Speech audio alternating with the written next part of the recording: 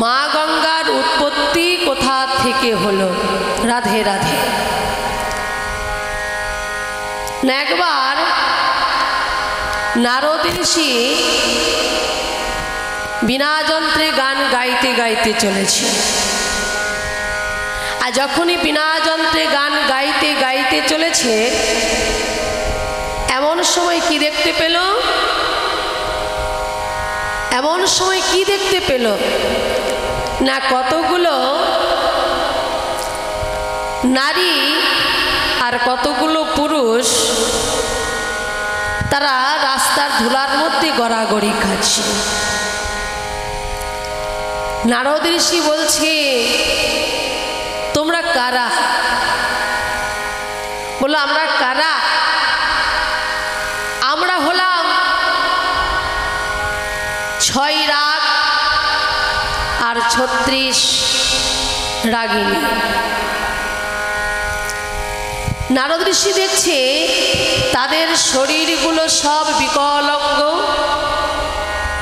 কারো হাত আছে তো কারো পা নেই, কারো পা আছে তো কারো মুখ নেই, কারো মুখ আছে তো কারো নাক নেই। এইরকম শরীরগুলো হচ্ছে বিকলাঙ্গ। আর সেই বিকলাঙ্গ অবস্থায় তারা রাস্তার ধুলার মধ্যে গড়াগড়ি খাচ্ছে। তখন নারদ ঋষি বলছি, তোমাদের এমন অবস্থা কি করে হলো? তোমাদের এমন অবস্থা কি করে হলো? বলো, আমাদের এই অবস্থা কি করে হলো? ওই যে একজন আছে কুলাঙ্গার, জানে না কখন কিভাবে গান করতে হয়, সব সময় দিবানিশি খালি বিনা যন্ত্রে গান করে। সুর জানে না, ছন্দ জানে না, তাল জানে না, মাত্রা জানে না, কখন কোন রাগে গান গাইতে হয় সেটা জানে না। তাই যখন তখন গান গেয়েই যায় বিনা যন্ত্রে। নারদ ঋষি বলছে, তাহলে আমার জন্য এদের এই অবস্থা,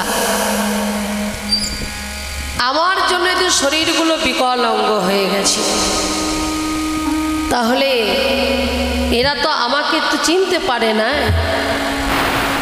তাই না? এরা তো আমাকে চিনতে পারে না। তাহলে যখন চিনতে পারে নাই, তাহলে আর পরিচয়টা দেব না। পরিচয় দিলে তো হয়তো আমাকে আর এখান থেকে ছাড়বে না। তুমি কেন এইভাবে গান বাজনা করো? জানি না তারা কি করবে, তার থেকে পরিচয় দেব না। এখন আমার জন্য এদের অবস্থা এরকম হয়েছে, কি করলে এদের শরীর আগের মতন সুস্থভাবে ফিরে আসবে, আমাকে সেই ব্যবস্থা করতে হবে। আচ্ছা, তা তোমাদের শরীরগুলো এরকম বিকলাঙ্গ হয়েছে নারদ ঋষির জন্য। তাছাড়া কি করলে তোমাদের শরীরগুলো আগের মতন ফিরে আসবে?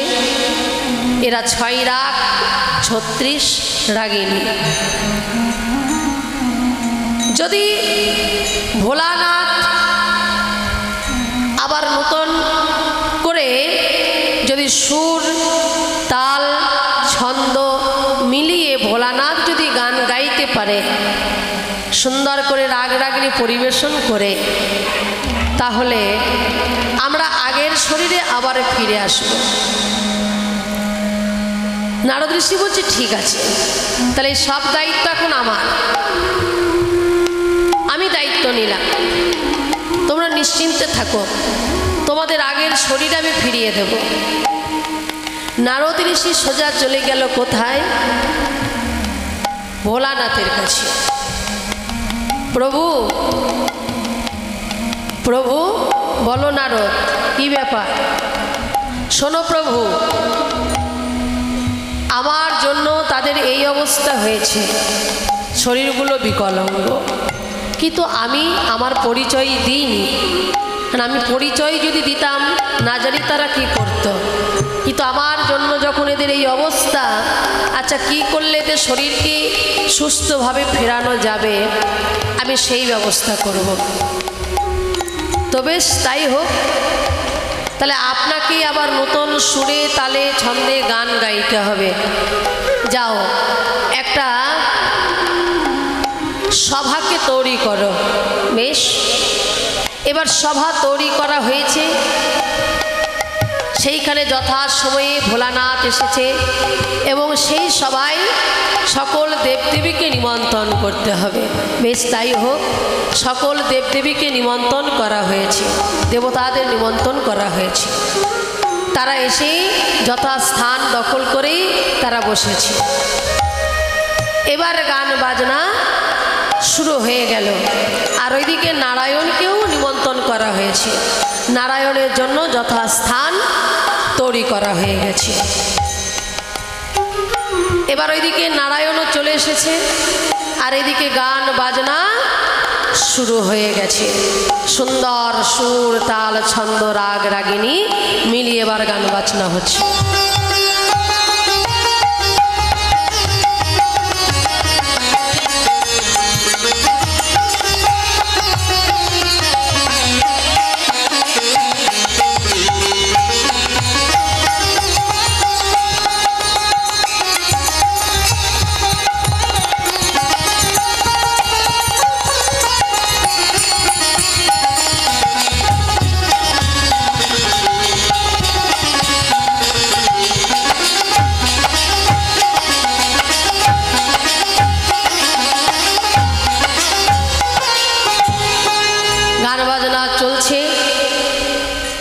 তারা বিকলাঙ্গ শরীর থেকে সুস্থ শরীরে ফিরে এলো, রাগ রাগিনী সুন্দরভাবে হলো।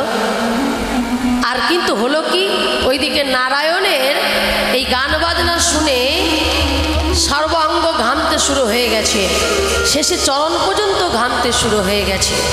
চরণও ঘামছে, আর ঘামতে ঘামতে একদম বন্যা বয়ে যাচ্ছে, প্লাবিত হয়ে যাচ্ছে মা গঙ্গা, বয়ে চলেছে। তাহলে এইভাবে যদি প্লাবিত হয়ে যদি গঙ্গা বয়ে যায়, তাহলে তো পৃথিবী ভাসমান হয়ে যাবে।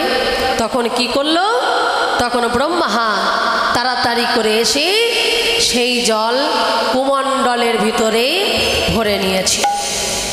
আর যেই জলটা কুমণ্ডলের ভিতরে ভরে নিয়েছে, যেই জলটা কুমণ্ডলের ভিতরে ভরে নিয়েছে, রাধে রাধে, যথাসময়ে সেই জল পাঠানো হলো কোথায়, পাঠানো হলো স্বর্গে। তখন তার নাম হলো অলৌকানন্দা। আবার যখন সেই জল মর্তে এলো, তখন নাম হলো ভাগীরথী। সেই জল যখন পাতালে গেল, তখন নাম হলো ভোগবতী। আবার সেই জল জাহ্নবী মুনি এক গণ্ডূষ সে খেয়ে ফেলেছিল। আবার যথাসময়ে সেই জলকে বের করা হলো জানু চিরে, তাই নাম হলো জাহ্নবী। তাহলে আমরা কি বুঝলাম, এই যে মা গঙ্গা যে আমার মহাপ্রভুর চরণে প্লাবিত হচ্ছে, তাহলে নারায়ণের চরণ সেই তো সব, তাই না, সেই তো যুগে যুগে এসেছে। তাহলে মহাপ্রভুর নারায়ণের চরণ থেকে সৃষ্টি হলো, মা গঙ্গার উৎপত্তি হলো। সুর ধুনি গঙ্গা। তাহলে সুর মানে কি,